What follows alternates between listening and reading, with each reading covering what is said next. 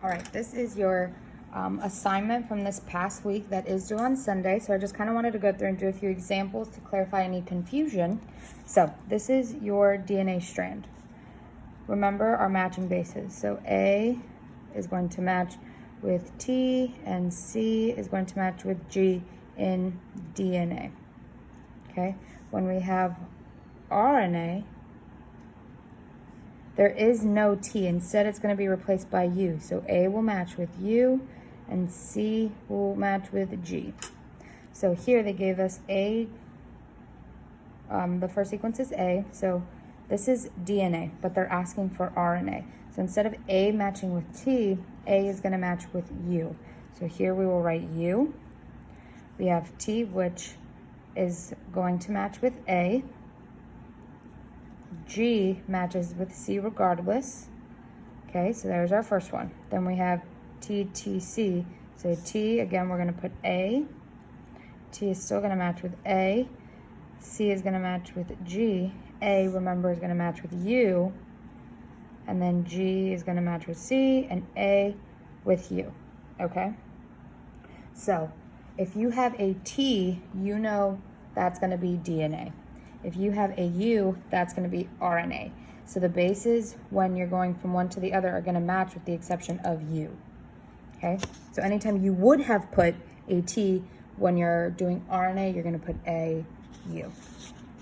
Okay.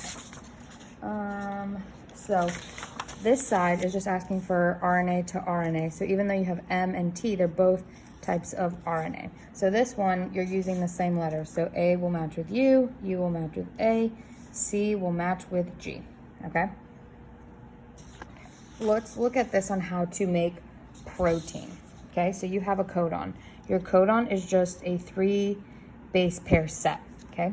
So we have AUG. So if you're looking at this wheel, you're going to, the first letter A, 1, is going to be this big circle, okay? So you find A, so it's going to be right here. So that means your base or your protein is going to be in this general region, okay? So our first letter is going to be this big circle. Then our second letter, U, we're going to go into that next outer ring, which is going to be right here. And then we have our third letter, which is G. So we find the letter G, and it's going to make MET. So the amino acid MET is made with AUG. Okay, let's try another one. So GUA. Our first letter G is going to be in this first inner circle.